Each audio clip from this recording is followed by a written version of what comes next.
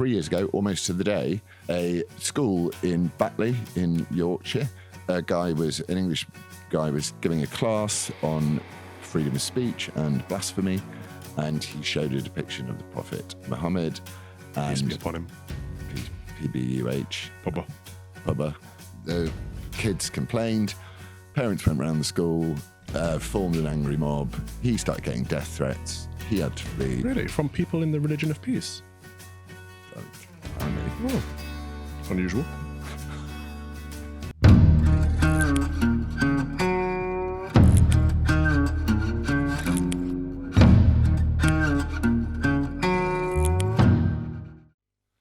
Hello, and welcome to episode 4 of Fox and Father with me, the Fox, and him, The father. It is a show where Father Calvin sort of nurtures me in the ways of righteousness, I think. I don't know about that. Well, or I'm rude to him and he laughs it off. Anyway, what happens is we both have envelopes and we give each other an envelope with a story that we found interesting of the week, and we discuss it and try to find some sanity in amongst all the madness. But before we do all that, I must catch up with the man himself. How are you? I'm good, but my tired is tired this week. Really? Yeah. It's Holy Week. It's the most important week of the year, proceeding up to Easter, the greatest celebration of the Christian faith.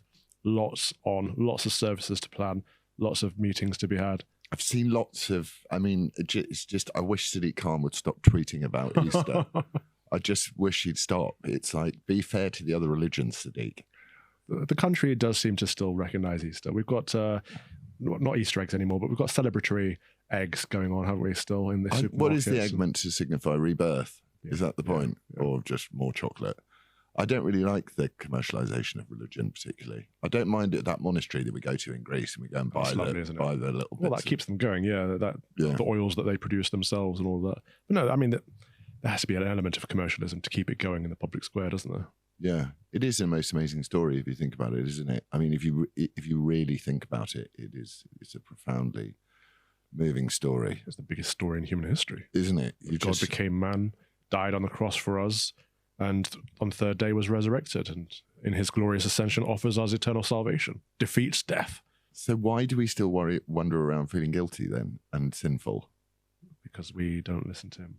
When he says, pass off our anxieties onto him, offload all our stresses onto him, and repent of our sins, and then no longer carry the guilt because he forgives us and we are absolved, and therefore we can go on with our lives.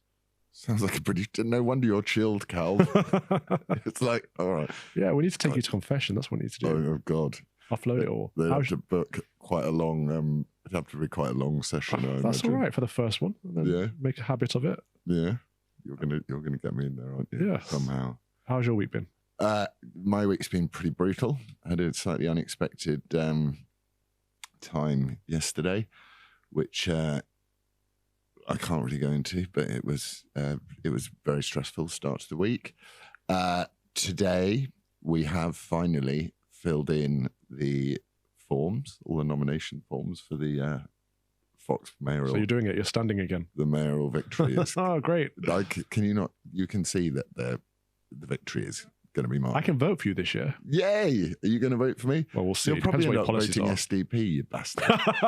It depends what you stand for. Well, I'd just get rid of it. Abolish the mayoralty. Yeah, that's a good stance. A layer of bureaucracy. Stupid position. 30% of Londoners hate it. Yeah. I polled them. So actually, I'm just going to go, don't vote for me. I mean, it doesn't matter whether... That's not a good stance. Well, not. You know what I mean? I'm saying you don't have to like me. Right.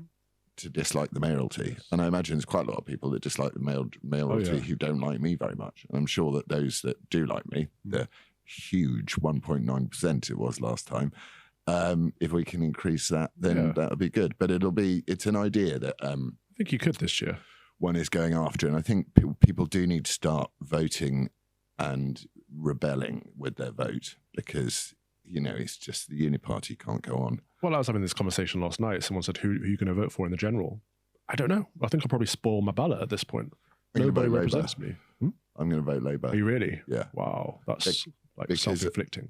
Well, I think that Tory voters, natural they're not even Tory voters necessarily, but those that voted in the 2019 lot and gave Boris's mandate, thought that they were going to get conservatism, and they're not. And actually, Keir Starmer is more right wing than than Rishi is. I mean, they're both bank managers at the end of the day, aren't they? They're. I mean, how those two men are the best of Britain, I just don't know. I don't think they're the best at Britain. They're just what we have, and we get the leaders we deserve. We've put these people into positions. Well, not necessarily Rishi, who got there without an election. That was a good one. People have been watching out for your hoops. I'm trying to blow one so it can become a halo over your head, like someone did the other day. You know, last time I had my pipe, I had the stem upside down. Oh, yeah, that was embarrassing. Was it? Some people thought I was trolling them or doing it on purpose. No, it was purely my mistake with my new church warden rather. So hang on, what? So it was. So I usually have a small pipe that doesn't have a long stem like this, but it was the wrong way around. Right. Okay. I think that's God humbling me. You deserve to be humbled. We all do. I know. Please can it stop? But do you ever have a week that's not stressful? I'm really hoping next week is not going to be stressful, because I'm going to take the kids away and I'm going to spend some time just with them. Good. And I will try and leave my phone. I worry a lot about. I'm addictive personality, and it's like doom scrolling. Oh yeah. And then you see your kids doom scrolling. Yeah. You're just like, oh God, we're hooked in to this never-ending drama, because it's all just a drama, isn't it? Life is, you can turn Twitter off, leave it for 2 years, come back, and it's still be the same drama. Yeah, last year for Lent I gave up Twitter, and it was amazing. I didn't miss it at all. It was fantastic. Could you leave your phones, you and your sons leave your phones here and go away on your holiday without them? Well, I you know what Winston's like, so I'm actually going to have to get them a little SIM card so that if I lose them on some mountain somewhere, at least I can find them. Do you know what I mean? I do know what you mean. So that's the only piece of preparation I've come up with so far. But we're going to see. It'll be interesting to see what my body's like after. I haven't really done any exercise since my neck operation, and so it's going to be the first time I go and I think to myself, don't just careen down there. Just take it easy for a day. Get a bit of muscle working. So that I'm really looking forward to. That will be a period of peace with the children, and I'm planning longer term peace post the mayoral with them. So I'm carrying on writing, and I'm going to find somewhere where I don't have to be, feel so stressed, as this city can really do that to you. But anyway, this is probably covered in one of these. I've got an envelope for you. Are you ready? I'm ready. Are you ready for it? Let's do it.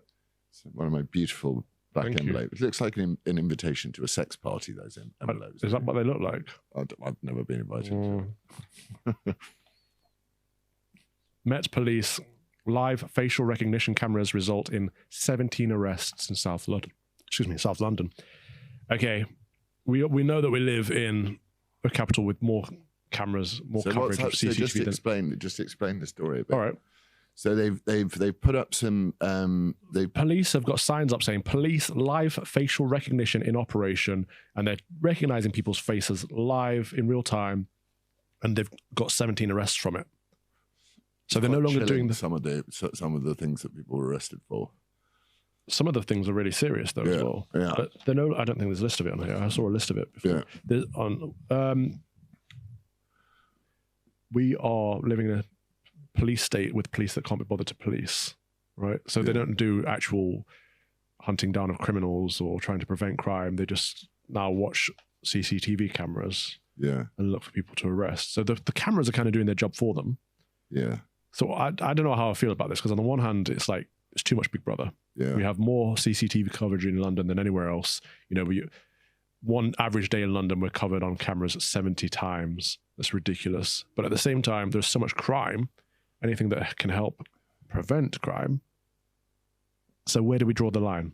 Well, okay, but then why doesn't, when a child is born, when they do that foot prick test? Oh, yeah. Why don't they just keep the copy of that child's DNA, right? So whenever there's a crime, you're going to be convicted of it. Well, you're not, unless you do it with the uncontrolled immigration problem that we've got at the moment. But how far would you be willing to go? Would you stick because the problem with civil liberties is it has to be a black and white line. Yes. In a way, And you can't. Pre-crime is awful. Minority Report was a good example of a police, a police state that was over crossing the line. But when we have criminals that have committed a crime, such as, some of these people arrested were sex offenders outside of their bounds and things like that. So there was some serious crimes going on. People who have committed them, if they're found guilty, if they're already guilty, and the police have an opportunity to arrest them because of the CCTV. And we have so much CCTV. When people get robbed in the street, nothing seems to happen. Like, why is the CCTV not being used in those instances? Well, because I don't think that I think that this is where the problem is. I don't think it's really about crime. Right. I think it's about control. Yeah.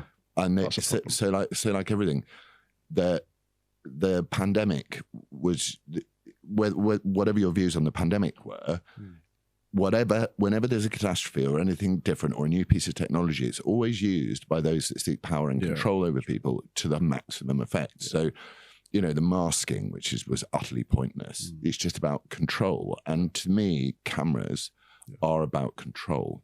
And they're about turning London into a surveillance state. So what is the threshold of the crime that you could commit before you get seen by one of those? No, you're right. You're right. I think actually the answer would be get rid of all the cameras, but recruit more police. Have bobbies on the beat, have police on the street, have them actually solving crime. If someone gets burgled or robbed, have them address it and no longer say, oh, sorry, there's nothing we can do. That would be the answer, yeah. Yeah, maybe arresting people who actually commit crimes rather than people that go on podcasts and say that they don't like the surveillance state.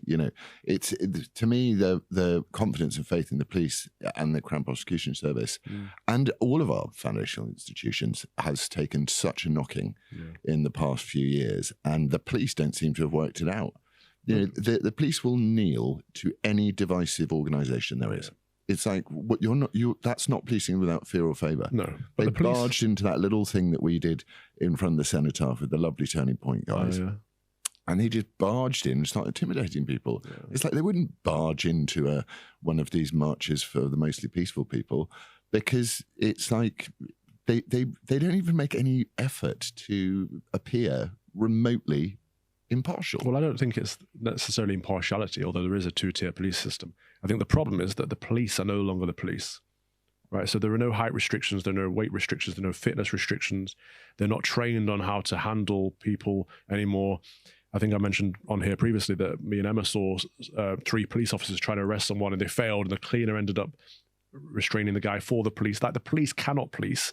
They physically can't do it anymore. Yeah, they are lowering standards in the police all around the world, aren't they? And especially in the places in America where they went for the biggest defund movements, they're now really desperate to try and get police back on the streets, because police are a really important part of society, aren't they? Well, they were, yeah, but I don't think they are anymore. They don't know how to handle crime. So what do we do about that? I suppose, first of all, remove the degree qualification, because policemen don't need a degree. Reinstate the fitness requirements so that the police can actually chase criminals. Restore the height requirements so that we actually have people who can handle criminals, and train them up on how to properly restrain and arrest people. Yeah, because the degree thing is basically just giving them an opportunity to wokeify an entire police force, which is, you want I think one of the reasons why I'm not naturally woke is because I didn't go to university. I think they would have got, I might have gone, oh yeah, that's true. That sounds fun. Woke Lawrence Fox. I've got kind of colour. I'm not aware of my white fragility. Yeah. So get rid of that. Get people who really want to serve in the police. And actually, I think, adopt the Giuliani approach in New York from the 90s, or the beginning of the 90s, where it was broken windows. It was just make this place smart and tidy. Yeah. So people respect it. Yeah, you sweat the small stuff, you never get to the big stuff. Clamp down on all the small stuff. I mean, it's not necessarily small, but we have so much knife crime in London. That needs to be addressed first and foremost. Yeah, but he won't stop and search people. And because it's racist. Yeah, but it's not racist. No, I was being flippant. Yeah, I know, but I know that's what he says is racist, but it's not. It's like even if it is more black kids that have knives, or kids of different ethnicities, could be white kids, whatever. Even if the majority of the attacks are on people of the same ethnicity, right? So why not stop and search one white kid? Yeah. To save another white kid's life? Because diversity, inclusion, and equality kills. Die literally kills, because people are afraid to address this problem. There is more knife crime amongst young black males than amongst any other demographic. And it's more young black males that are killed through knife crime. So surely that should be an issue that's addressed. Why are there more knives in the so-called black communities? How do you solve that issue? That would solve a lot of the wider problems. But you can't address it because that's racist to assume that it's... So what are the issues? I mean, I would say that fatherlessness is a massive one, yeah. So, but that doesn't seem... It seems like one can't really generalise about one community and say that in black communities, fathers just don't hang around. I mean, is that what? Why would that be specific to an ethnicity? Surely that's you. Well, it's greater than an ethnicity, and it's a social issue, and it's a working class issue in particular. And we see that white working class and Afro-Caribbean people tend to have the same issues and the same problems in society, and they're not addressed because no one cares about white working class, and no one dares address black issues because it's racist. Wow, so that's it. No one cares. You do often feel that no one really cares about the things that matter, and the whole thing is just one sort of chummy establishment kind of game of just ignoring any of the issues that any other people care about. But would you be happy with the government having everyone's DNA on the planet? No way. No. I want the government to plant it somewhere, wouldn't they? They need as little of our information as possible, as practically possible. Yeah. I do not trust the government. Why are we giving all of our powers to them? Because we live in a society where we are afraid of responsibility, and we look to someone to tell us what to do. And in this case, it's the government. We look for the government to rule rather than to represent. And I think that's down to us mostly. It's our mentality. We saw that over COVID. Most people were like, what's the government going to do to solve this situation? Rather than saying, let's act responsibly, personally. You know, we don't need anyone to tell us to stick within a community of 6 people or personal space and all this kind of stuff. Like, wash your hands. Like, if you're going to see an elderly relative, think about it, but take personal responsibility for your own actions. Yeah, because they don't want to. It's a lack of accountability as well. So, but I can see why someone would be like that. They didn't want to go and see their mother and give them. Sure, but that's up to you to decide for yourself, right? Rather than the government to tell you. If it happens, and then they can blame the government. I see. Do you know what I mean? But that lack of responsibility seems to only going to get worse with the ever exponential growth of smartphones, which are, I mean, you look at tube carriages and stuff, and you're just like, wow, they are a big mistake. I think they are divorcing us of our humanity massively, and they've changed. I think it's a bigger cultural revolution that's been caused by those smartphones than anything else. I don't think we realize how big it is. No. It's not just the people walking around not seeing other human beings like glued to their phones. It's the fact that we live in our own echo chambers, in our own little bubbles on our phones, and our comfort zones, and then we're uncomfortable with every other scenario. So maybe that's why people are very divided and polarized, because they were on the way to the pub to meet some friends, and they're in their own echo chamber reading whatever articles that Politics Joe or whatever, or that they want to do, and then they get to the pub and someone has a different view, and it becomes a big deal because you've been validated all the time in this by this stuff. And it's massively addicted. I mean, we're both addicted to our phones as examples. So many people are, because you need that dopamine hit, and they're programmed. These apps are programmed to keep us using them, and we're getting less sleep because of it. We're stressed because of it. People are more unhappy because of their smartphones. Yeah, they're a danger, especially to young people. But they are good in terms of the fact that the content that we're making here is for people to see on their computer or their iPad or their iPhone. Well, you can watch it on your TV if you like, or on your TV. Exactly, you can watch it on your TV. So, and I think people do. But there are good sides to it as well, because conversations like this don't get had on the mainstream media. You just get Dr. Scholler raging about. She was raging about something being racist. It's probably something racist, Dan Wootton. She was raging at Dan Wootton for only making her number 3 of like Britain's worst people. Only Dan could do something. And then I think she was complaining that it was 2 white men that were above her in James O'Brien and some other equally irritating. She's going to aspire to be worse this year. She I don't understand what motivates and drives Dr. Scholler in life. But I don't understand what motivation drives a lot of people. I think that's another thing that this situation has surrounded us in, this modern surveillance, as you say, not wanting to take any responsibility and looking at what everyone's doing. Because people have turned into kind of peekaboo, peekatoms, with all of this and the explosion of all your favorite things like porn. Well, I think we can get into that if you like, and the disaster that pornography has been. But I think the internet, pornography, mobile phones, they're all related. But we've always had a snitching culture. It's just that, they used to be called curtain twitchers. Yeah. They didn't really see much of your life. I know you've had some curtain twitchers. I remember you had some dodgy neighbours. I've had some seriously dodgy neighbours. But now everyone's looking at your online profiles and digging through history to try and find something to get you with. Everyone wants to get you. Yeah, permanently be got, isn't it? It's not a... So my view is that that's not good. I think, as you said, it's like get rid of cameras. Yes. But then, if your child goes missing, you want to know... But they never find them. And they never find them with cameras. I don't understand how we have so many cameras, yet so many crimes go unsolved, especially the ones that are committed in daylight in the middle of the capital. 6% of burglaries are solved in London. 6%. That's disgusting. Do you know what I mean? Yeah. I mean, they're not even bothering. Any metric, that is a police force that is not only in special measures, but needs to be completely re-looked at. Yeah. So... all right. Well, I think maybe taking it out of Sadiq Khan's hands would be a good thing. So get rid of Sadiq, get rid of the London mayor. Get rid of Sadiq, get rid of the London mayor. I think get rid of the police commissioners as well, actually. Get rid of the police commissioner and have policing done by borough and, by records, but see which boroughs are doing well and get other boroughs to copy them, because it's not all of London, which is dreadful. It's not all of the UK. There must be good parts.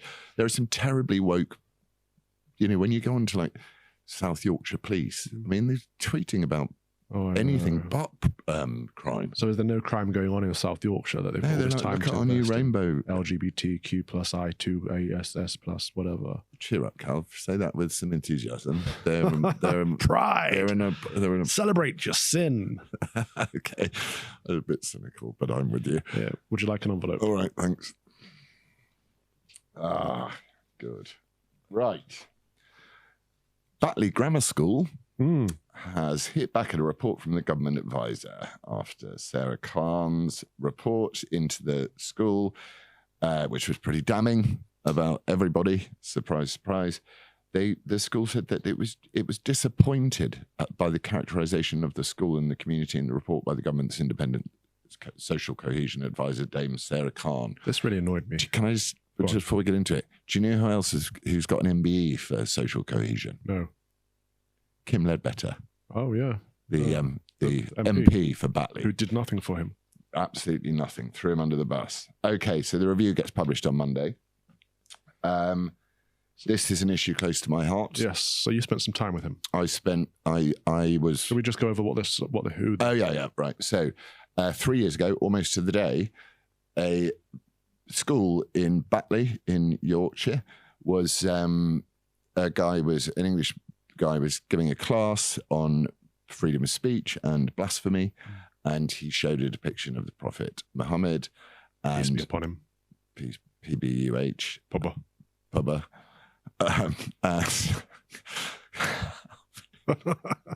You have to say it. It's like when you touch on wood. It's one of those superstitious things. Is it? But I'm not a Muslim.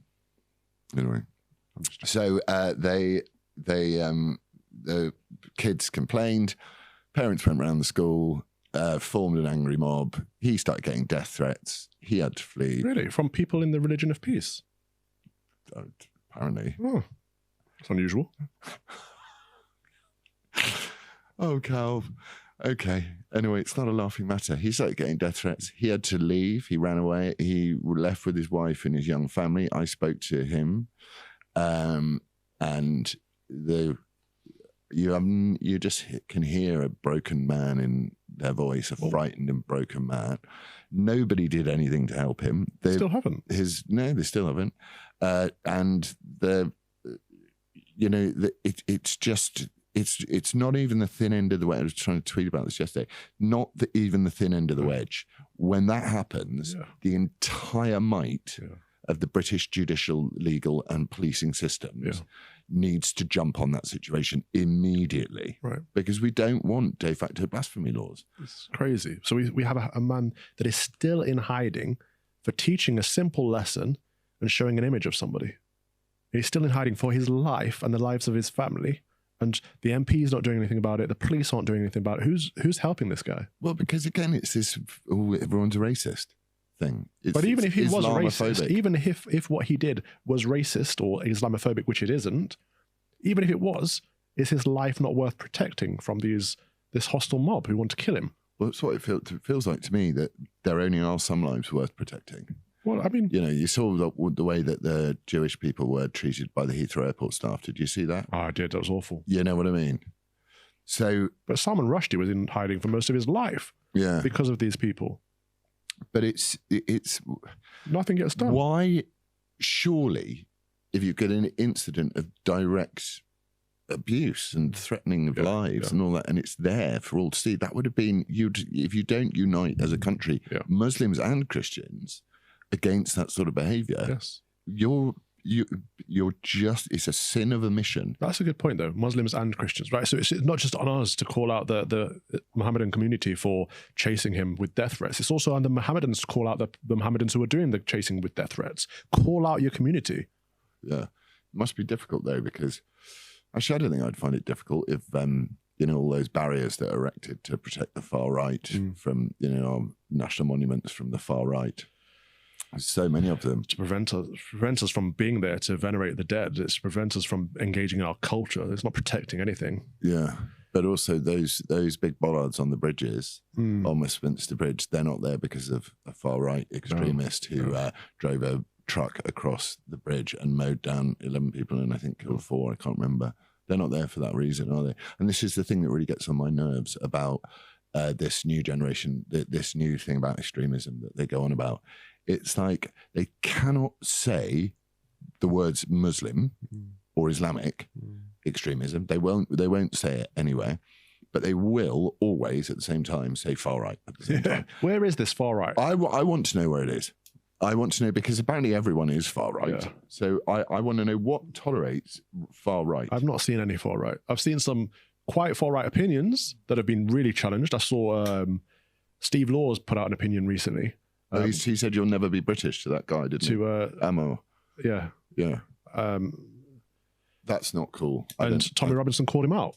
So that's a prime example of the right calling out the right. So why does that not happen on the hard left? Why does that not happen amongst Mohammedans?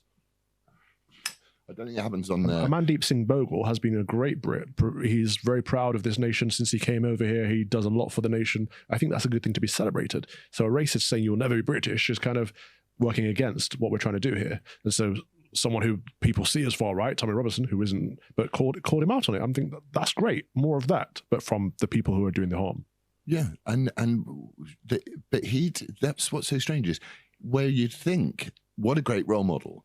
A guy who's come from, you know, who has essentially dual culture in a way, but who embraces Britain and its values so wholeheartedly. You would have thought, my God, this guy is going to be lionized and a hero, but you get some idiot saying you'll never be British. It's like, okay, there are some complicated areas about, has someone who has smuggled their way, the first thing they've done to try and be British is break the law to get here. I don't really think that person should be given a British passport ever, I think.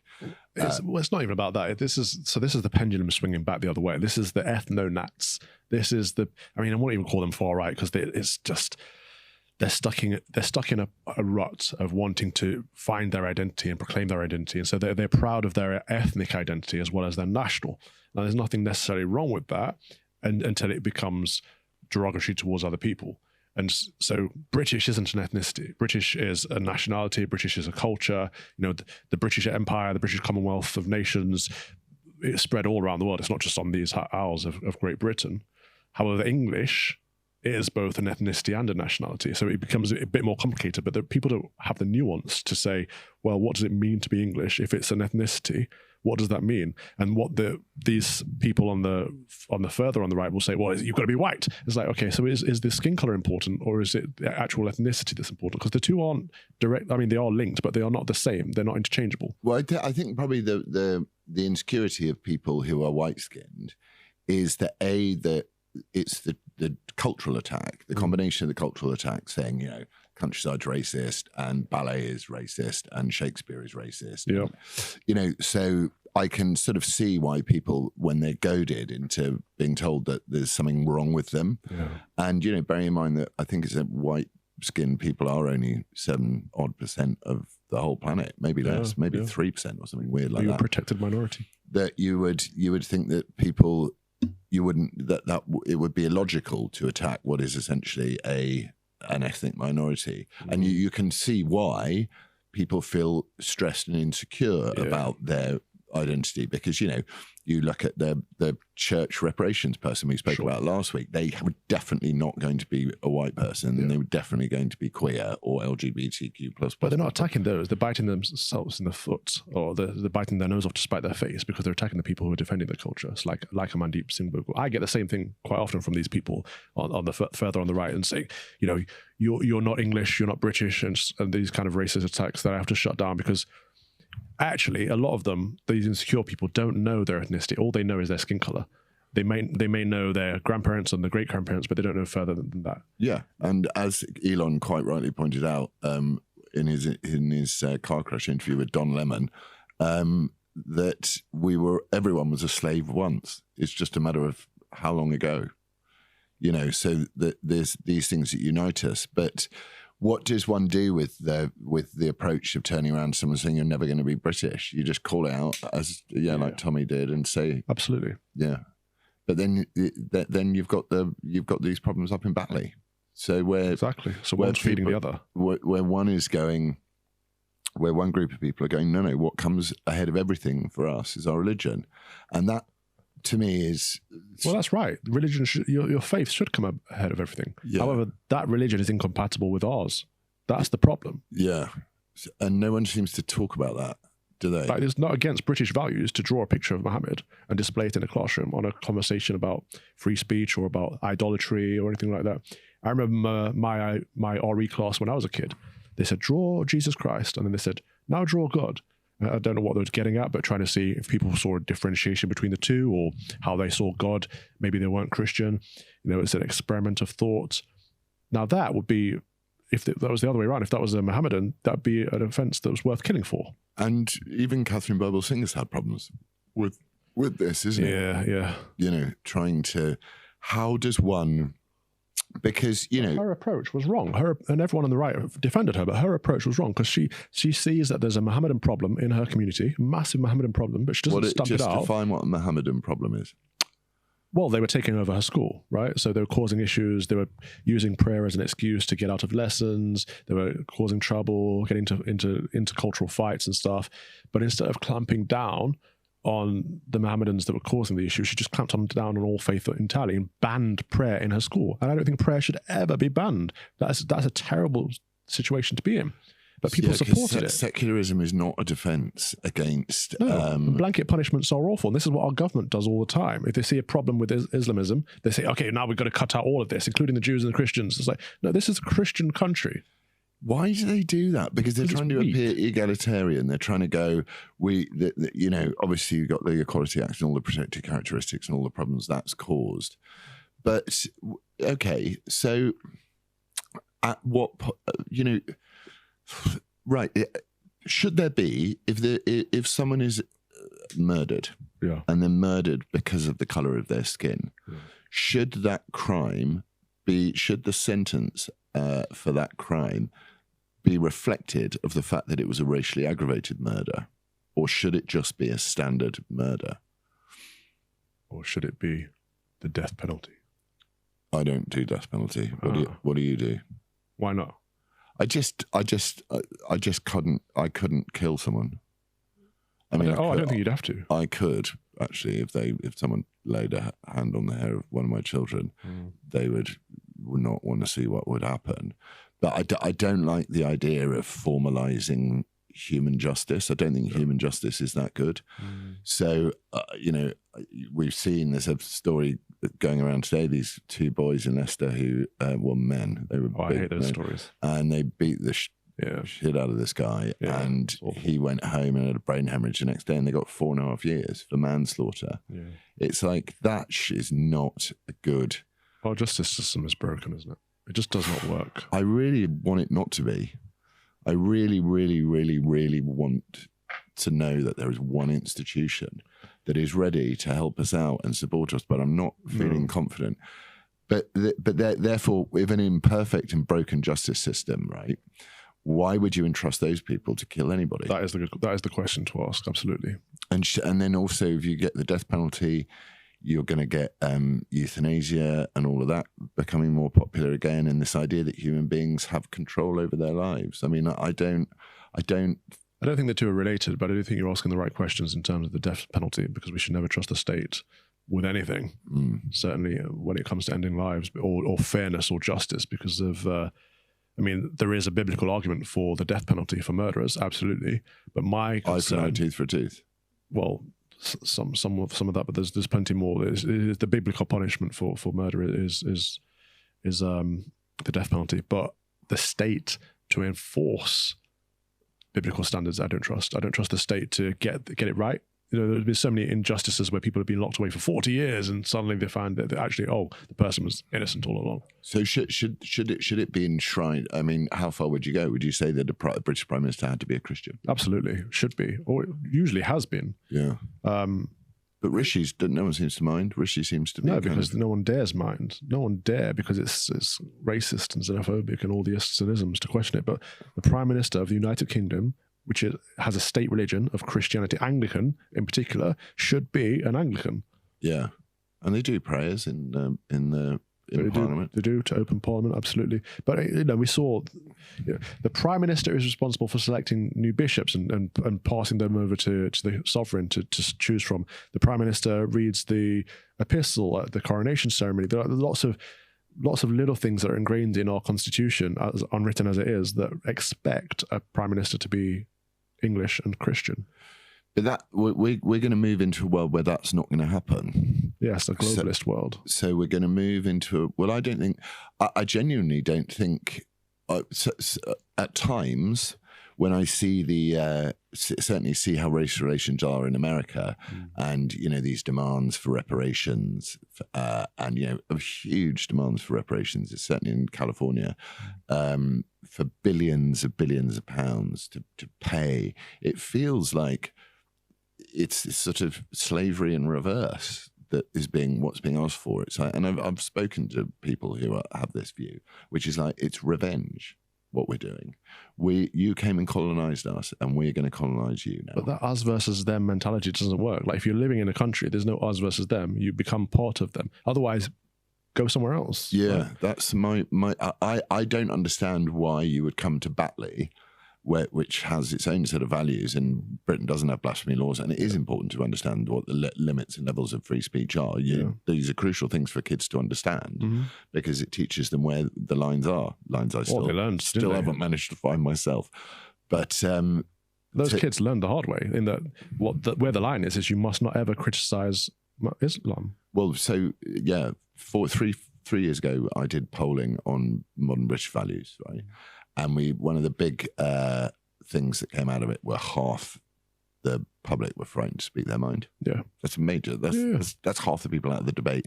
That from the polling in the new report is 77% of people are afraid, are frightened to speak their mind. That's crazy. So you've got, on the political spectrum, you've got at the far end of both, you've got about 12% of far left and 12% of far right. So that adds up to 25%, which is the remaining percentage of people that are going to speak. Right. So not only moderate voices have vanished, 3/4 of people afraid to speak their minds, but 27% of people have suffered adverse reactions or effects for speaking their minds. So people are either afraid to speak, or they have spoken and have been punished for it. So we are all already living in a Sharia country, essentially. Yeah, that's not a good thing. I mean, no, it's not. But how is it faced down? How is it confronted? And what does the government do? Nothing. Well, they don't do anything. But what they should be doing is saying that anyone that's going to come and live in Britain has to subscribe to British values. This is a Christian country. If you are, it doesn't mean you have to be Christian, but you have to subscribe to our Christian heritage. And if you don't like that, then you have no chance of living in this country. It's quite simple, really. So you'd make them sign a covenant?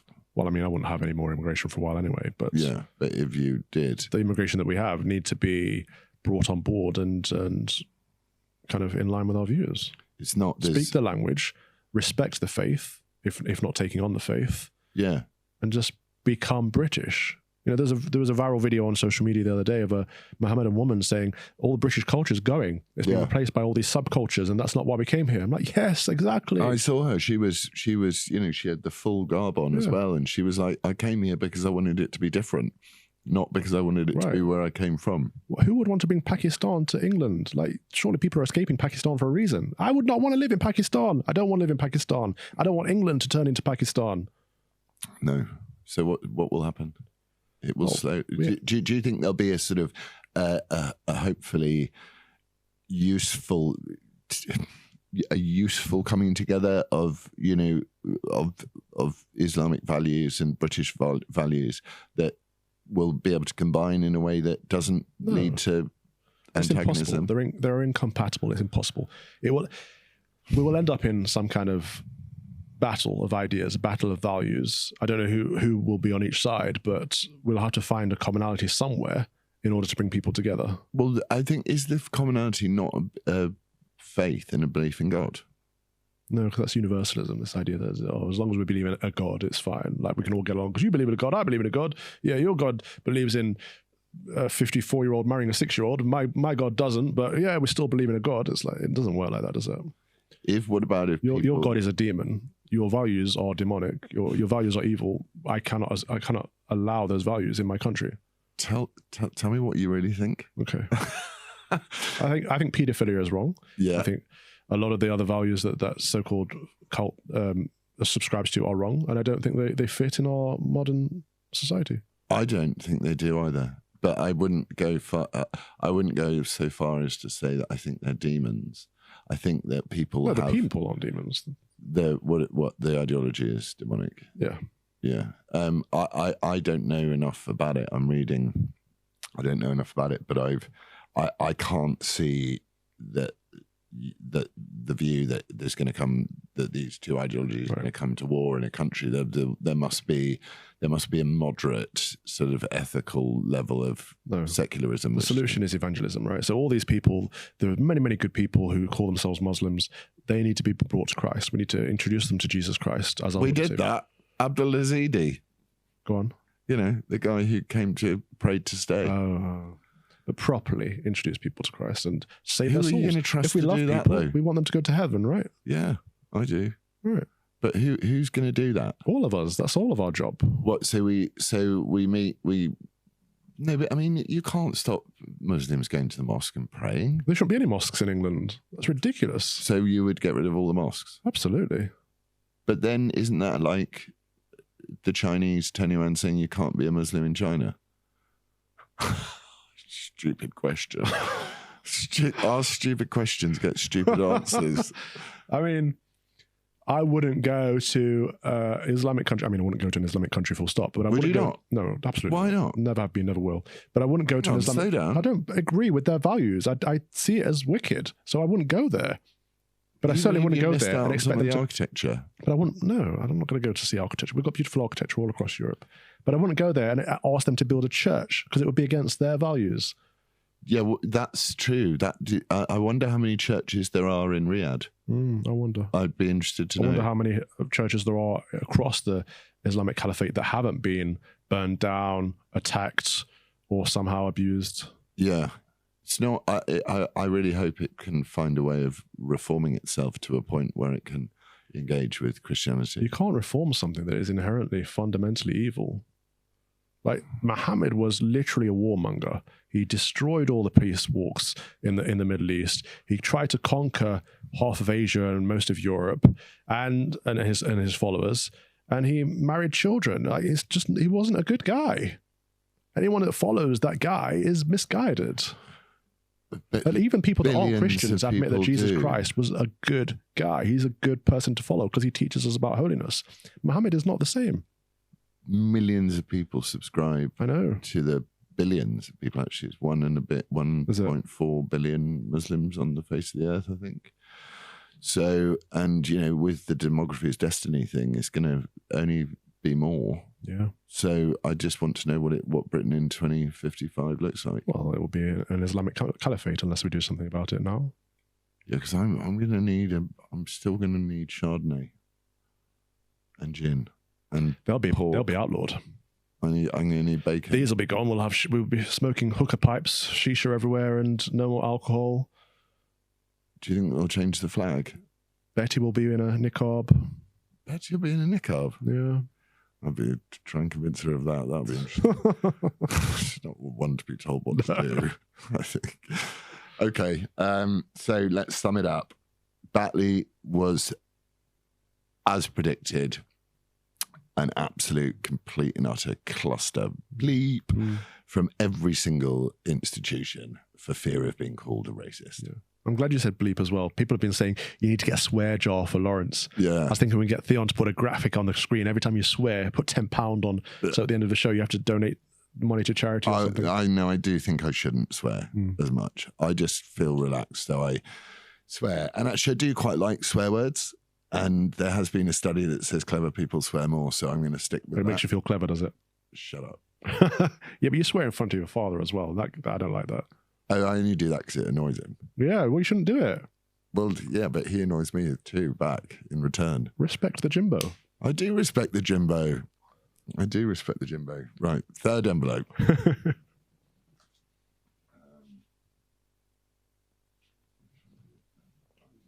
can probably do both, actually. Well, we're sort of still on the same thing, but it's different.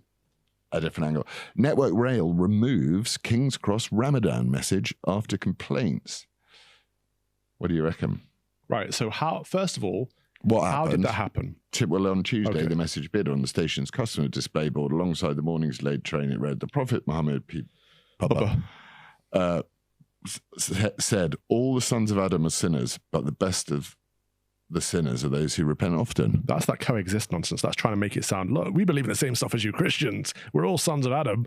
But that's nice, isn't it? You can't criticise I can criticise it because this is still a Christian country. We have a state religion. It's just saying repent of your sins. But why is it there? It has no place being there. It doesn't matter how nice it sounds. Why is it there? It's proselytizing for a false religion in a country that has a state religion. So where's the Lenten message? It's Holy Week right now. Well, have you not been on Sadiq Khan's Twitter feed? It's unending. Is it really? No. Oh. What do you think? Sadiq Khan celebrating Lent or Easter. You might just get a little tweet from him on Easter Sunday going, what did the Americans tried to change it, didn't they, last year? They tried to stop calling it Easter. They called it those who celebrate this Sunday or something like that. Easter worshippers or something. Yeah. Those Easter worshippers. Worship Easter. Those swivel-eyed loons who hang on to their guns and their Bibles, their deplorables. Do you think it's okay to display any religious message in public? Yes. Christian ones in a Christian country. Yeah. Like when I go to Poland or somewhere in Europe that is a Christian country, I see Christian imagery all over the place, and it's good because it unites everyone behind that faith. It reminds people what the values are of the country, and it's wholesome. Over here, we've got Muhammad over there. We've got rainbow flag over there. It's like, what are we doing? We don't have any real identity. And also, it's being pointed out more and more often that diversity is the opposite of unity.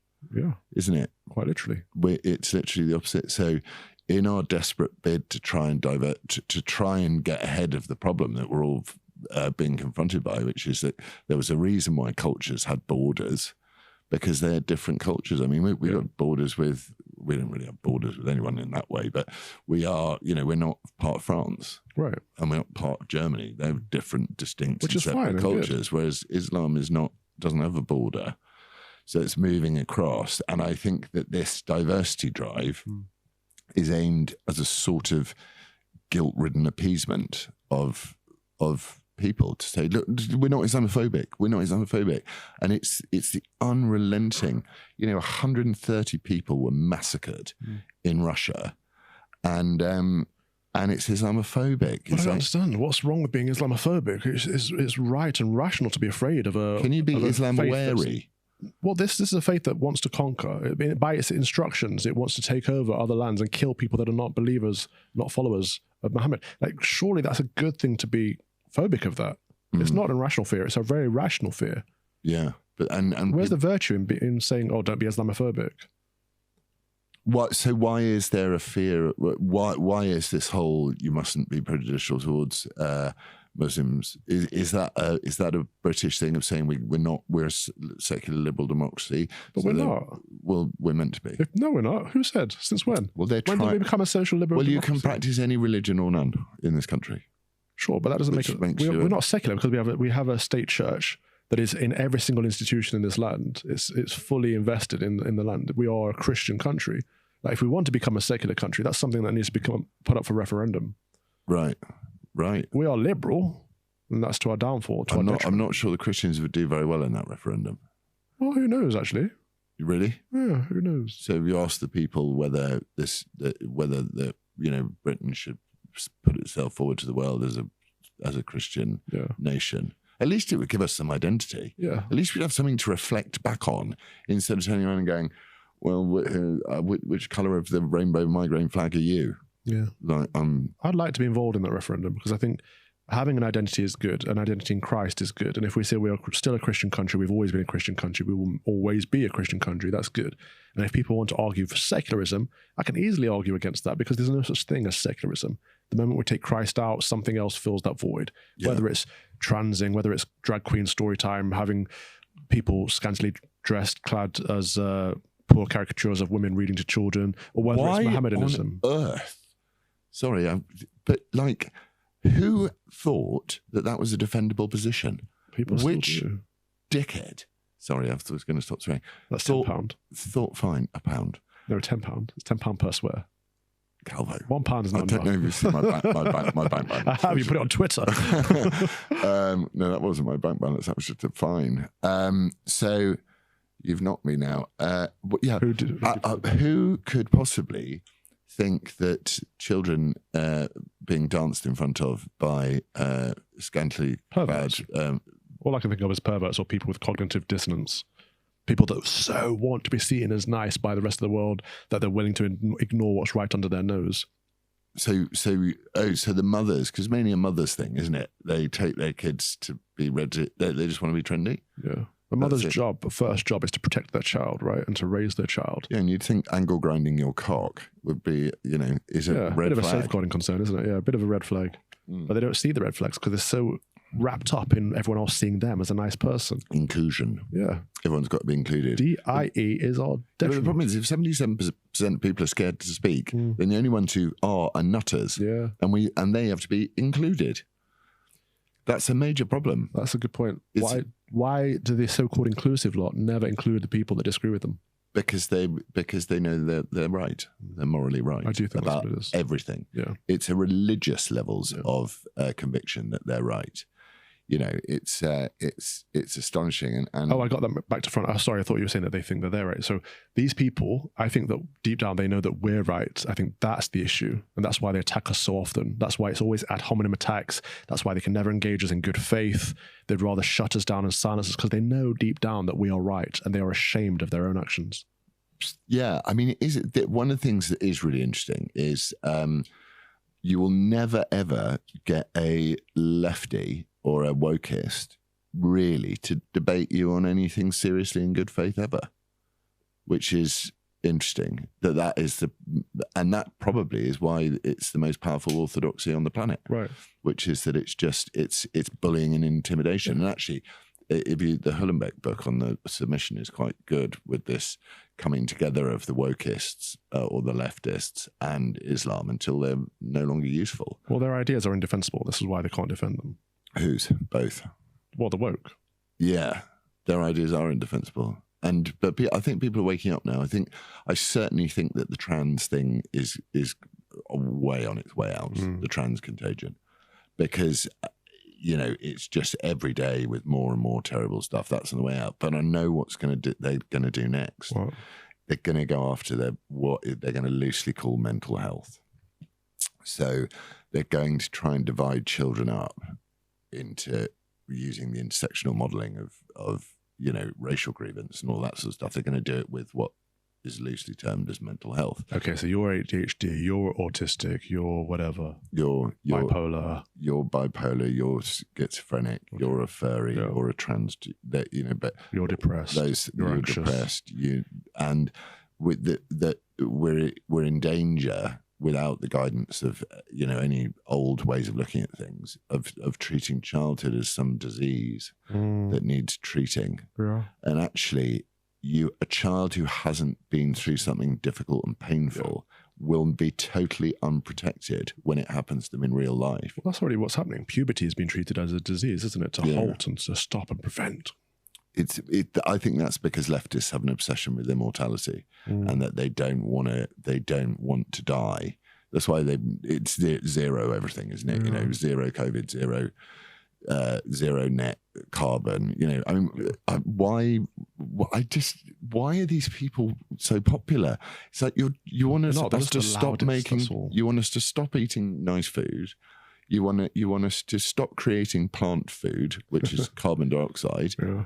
And you just invent something to panic and stress and worry about. And you're just like, that's almost the best argument there is for faith in a lot of ways, which is, why waste your time? Yeah. But then we're guilty of it too, I suppose. I'm guilty of pushing my agenda hard. And what's your agenda? Well, my agenda is to make sure that things, that lies don't become laws. Do you know what I mean? So I think that's a pretty good agenda. Is to stop those that try and seek power and control over people. And weirdly, it's difficult when you work in the political arena when you don't want power, because I don't trust anybody. Look at sorry to have our weekly slight knock at Ticey, but he's been so wet, but he needs a knock.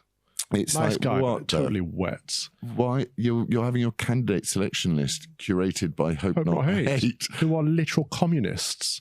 What? But they hate this country. Yeah. Why would he allow them to put pressure on him to deselect candidates? Why try and stand in the centre of the Uniparty? But people are looking for difference right now. People are looking for a party that's strong, that will support this nation, that's pro-Britain, and he could have been it. But every chance he gets, he falls, he fails. Yeah, I think that was very weak. I would have just turned around and gone, the ultimate rule with wokies anyway is to not apologise, because they just love it. Yeah. They find it joyous. You should only ever apologise if you are wrong. Don't apologise if you've done nothing wrong. But they still seem to be climbing up the polls. Reform. Yeah, because people are still desperate, right? Yeah. I don't think they'll get many votes when it comes to election day. Well, also, I wonder what the British public is ready to forgive. And I just don't think they're going to forgive Sunak. Do you think they're going to get rid of Sunak before the election? I don't know. I really don't know. The Conservatives still seem to be in a civil war of who the leader should be, but I don't think it matters at this point. They've lost the election. Yeah. It's Labour's to lose, but even they're going to get a small majority. Reform are getting more support this time around from the mainstream media, from the establishment, which is interesting in itself. That should tell voters everything they need to know about reform. Conform. That's what I like to call it. In that it is controlled opposition, and it's more of the same. It's the Conservative Party from 10 minutes ago, essentially, which is why they're getting all the backing, because if the Conservatives are losing mass votes, at least some of those centre-right votes can go to Reform, and they've still got the establishment hold over them. Yeah, I would have just thought there was a different way of doing it, but what do I know? Politics is not the answer. It's not going to save us. I did beat the Lib Dems in Uxbridge, so I must know something. Oh, the Lib Dems, I remember them. Yeah. They're polling at 10%. Yeah? Yeah. Okay. That's not bad for them. In London. But that's another example of just weak and pathetic. When they had Christians in their party, what did they do? Instead of saying, yeah, we're Christians, and not all of us are, but some of us are, and we're still in a Christian country, what do? They kick out the Christians and say, your views are incompatible with our views.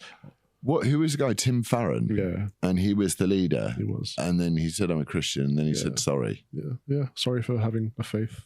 It's so Sorry weird. for knowing the truth. There was another one as well, though. What is that about Christians, though? Because it does demand, there is the whole turn the other cheek, and, if bad things happen to you, give things to the person who hurts you. So, surely Christianity has no defense against Islam, for example. I don't know about that. All of that is like, forgive your enemy. is a good thing. First of all, it means that you are no longer in that place. You're no longer holding on to that toxicity. You're passing it off. But also there's a strength in forgiving your enemy because they have no power over you if you forgive them. Like they cannot, it's like when you let someone who hates you, when you let them affect you emotionally because they're attacking you, just don't. And then they have no power over you whatsoever. That's what that's about, right? Yeah. I was talking more like logistically. Okay.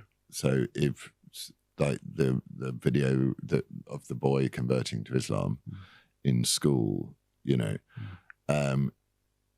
that's a sort of generous, nice thing to do. Is it? Well, I don't know. You tell me. It's apostasy. But I mean, fortunately, in our faith, we don't kill apostates like they do in theirs. Do you still get excommunicated in our faith? Technically, yes. God. But realistically, not really. I'm waiting for that letter Yeah. to arrive. Why would you be excommunicated? I don't know. For some reason. I feel a bit like a bit demonically under attack most of the time at the moment. What are your plans for Easter Sunday? When is it? This Sunday? I will be on a plane at 5 o'clock in the morning. And I will remind my kids and I will tell them the stories of Good Friday and see if we'll get Grandpa around to do a bit of grandparing. Yeah.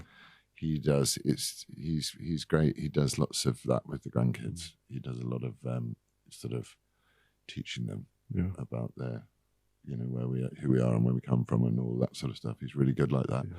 So I will be on a plane and then I will be taking the kids away to just give them a break, give us all a break from the UK.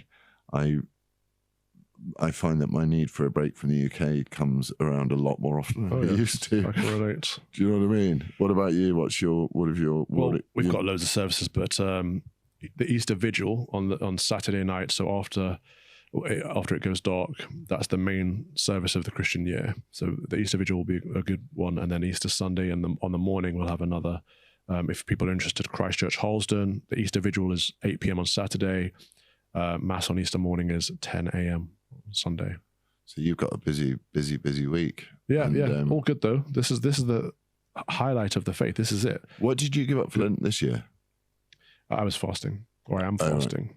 You're still fasting? Yeah. Very good. You look very handsome. Oh, thanks. Yes. I won't get into it because we're not supposed to kind of... You're not meant to proselytize your own virtuous righteousness. Right. Is that the rules? But yeah, all fasting and all giving up is difficult, but the point is to try and maintain it. And when we fall, to get back up, pick up a cross again and get back on with it because that's it. Perfect. When you're in the middle of it, keep going. And that was a pretty good message of Jesus. And the miracle is...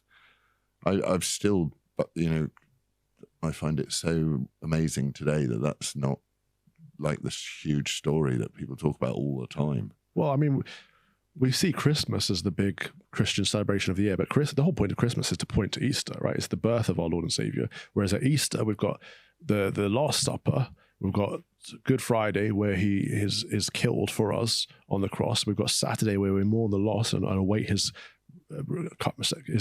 resurrection. We've got Easter where he is literally resurrected, where he has conquered death, where he has given us an opportunity to die in him and be resurrected in him to have eternal life. Like, this is the greatest story in human history. Like, Easter should be, the whole country should be going crazy for Easter. Forget pride celebrations. I know. Why is no one organising a huge Easter parade through London? You know, with loads of floats like you see in Malaga. Did you see the Malaga ones? And yes, really, because that must bring people together. It's not that religion should ever be a deterrent, but it's worth saying that this is who we are and this is what we believe. And people believe to different levels, and people, in the same way as people sin to different levels. Can we do that? Can we organise a big Easter procession for next year? Yes, we can. I think it would be a nice thing. I wonder if Sadiq would give us permission. Yeah, Theon's going to say a few words for us. You're going to speak? No, at the Easter procession. All right. Well, okay, should we quickly look at this? We got another one. Gosh. Yeah, just because I'm interested. It's a special bonus. Joe Biden official.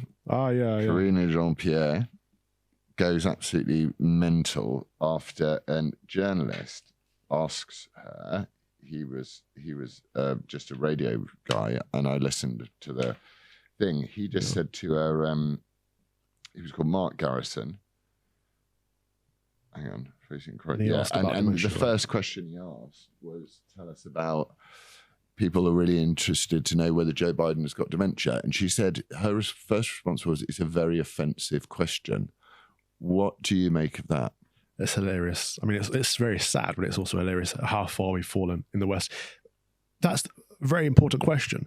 The leader of your nation potentially has a debilitating illness. You want to know what's going on. Is he being treated? Does he have it in the first place? Or his family supporting him? Does he have the help? Is he capable of leading the country? He definitely isn't. To shut it down and say that's offensive. You know, the emotive language that she used, it's not if it's offensive. How dare you ask this? It's like, that she's the problem. These people are the problem. Karine Diversity. Yeah, she's hiding the truth. We all know it. We've all seen it. We've all seen him dithering on. Bless him. The oldest president they've ever had, at 81 years old. There should probably be an age cap, to be fair. 80 seems to me a fair number at the very least.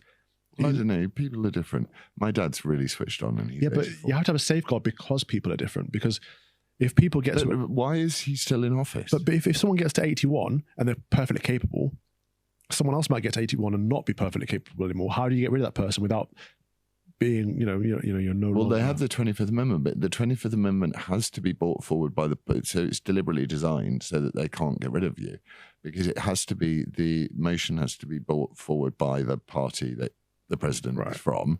So that's never going to happen. And then it has to be debated before Congress. It's just not going to happen. But the interesting thing will be whether he makes it to the election, because he seems, I saw his State of the Union, and he'd obviously been drugged to the eyeballs, but the rest of the time he just seems really, really confused. Yeah, and it's so sad. Confused. It is sad. It's so sad to see an old person going through that in the public. Yeah. It's it's like those actors that go quiet and then you hear one day that they passed on. But he's running one of the most important countries in the world, or he's supposed to be. And if he's not doing it, who is? That's not very democratic. Well, also look what's happened. You've got China buzzing the Taiwan Strait all the time. You've got ships being attacked by rebels, Houthi rebels. You've got the war in Ukraine. You've got Israel, Palestine. Did any of this happen under Donald Trump? It did not. Nope. And Bush was quite good about it. He said, I turn around and call these people what they are. They're enemies. You don't negotiate with them. So Biden is projecting a weakness onto the world. And, we need American strength. And certainly Britain needs American strength, because our last nuclear missile test, it just went flip and fell in the water. Yeah, we've relied on American strength for too long, and we don't have any strength of our own. We could do with bolstering our own armed forces. We should. We should have a defense budget to start with. And even the Navy and the Air Force and the Army that we do have been captured by the woke ideology. Are you trying to say that there are too many white pilots? Because that's what the RAF said. No, I'm saying there are too many female pilots, too many gay pilots. Gay? What's wrong with a gay? Come on, Cam, you can't be a gay because pilot. It's changed the entire atmosphere in that trans and LGBTQ plus ideology is at the forefront. So it's all about which pronouns you use. It's all about how people feel if they're included. It's not about how do you protect this country. Yeah, but gays are amazing at protecting this country. Gays are like, I told you what Douglas said to me. He said, I feel like because we're gay and we're not going to have children, we've got to be like mega heroes. So can you imagine some like amazing fighter ace? No, the armed forces have a little bit of effete. They've become effeminate, and it's not a good thing. Well, I think you're just too hard. But you're entitled to your view, darling, and that's Don't call me darling. Oh, sorry, you don't like me, darling. All right, love, sweetheart. You're a misogynist, is what you are. I am a misogynist. I'm a famous misogynist and a transphobe and a racist and all of the other things. It's really, really fun being me. Is it? But yeah, I love it. It doesn't seem it most of the time. No, it isn't. It seems like hard work. It is hard work, and I'm arranging some peace for myself, so that will do. But anyway, thank you for joining us, and do go to Calvin's. Where is it? Harlesden. Yeah, Harlesden, Christchurch, Harlesden for Easter, and listen to the based Mr. Robinson tell you about how much he supports net zero and the mandatory treating of children. Because behind the scenes, Calvin's as woke as they come. Yeah, sure. It's just all an act. When we finish, he'll chastise me for getting his wrong pronouns. If you come to my church, you won't hear any politics. You will hear exegesis on the gospel, which is what you should hear in a church. There you go. do exactly what it says on the tin. So we will see you next week. Goodbye. Bye. God bless.